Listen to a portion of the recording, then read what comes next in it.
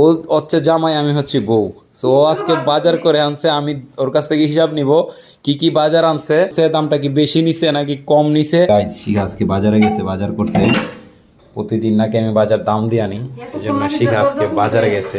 তোমার 3 ঘন্টা হয়েছে তুমি বাজারে গেছো, তুমি এতক্ষণে বাজার নিয়ে আসছো। হ্যাঁ, বাজারে কি করছো এতক্ষণ? কি করবো? হ্যাঁ, এতক্ষণ বাজার করতেইব না। হ্যাঁ? বাজারে দামাদামি করে আনতেইব না। দামাদামি করে বাজার করতে হবে? এতক্ষণ লাগে বাজার করতে? তোমার 3 ঘন্টা লাগে বাজার করতে।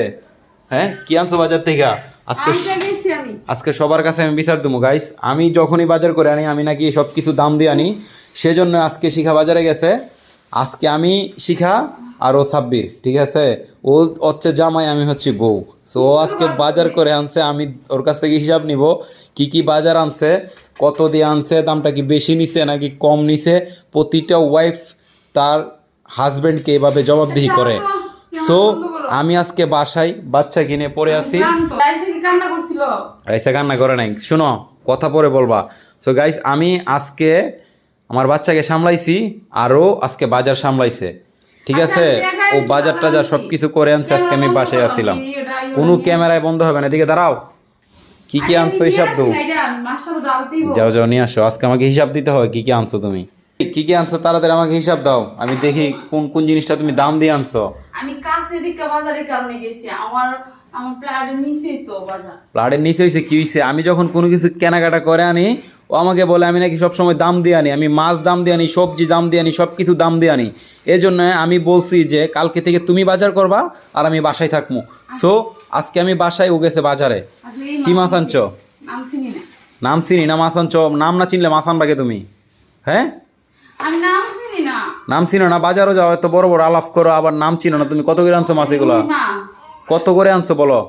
200 টাকা কেজি। 200 টাকা? এগুলা 150 টাকা 130 টাকা কেজি বিক্রি করে এগুলা।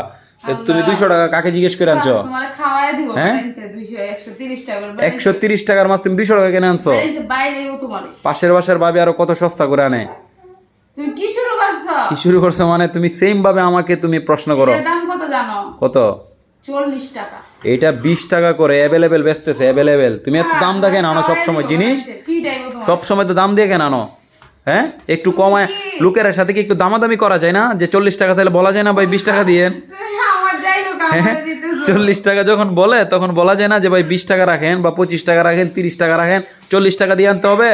তুমি আমার ডাইলগ আমার দিতেছ। এখানে টাকা। ডাটা শাক কত করে আনছো?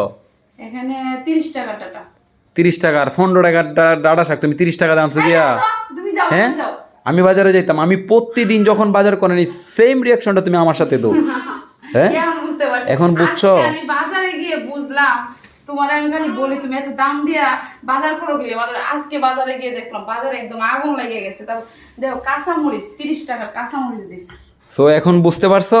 আর মাছ আছে যেহেতু ফ্রিজে, এই মাছটি আনছি। আচ্ছা, আমরা স্বামীরা যে বাজার করি, আমরা কি এত পরিশ্রম করে টাকা রোজগার করি কি ওই যারা সবজি বিক্রেতা, মাছ বিক্রেতা, ওনাদেরকে 10-5 টাকা বেশি দিয়ে আসার জন্য? আমরা যতই দামাদামি করে আনি না কেন, তো দিন শেষে তোমরা বলো আমরা দাম দিয়ে আনি। সত্যি কথা বলতে সরি তোমার কাছে, কারণ আজকে আমি বাজারে গিয়ে বুঝলাম বাজারে জিনিসপত্রের দাম কি।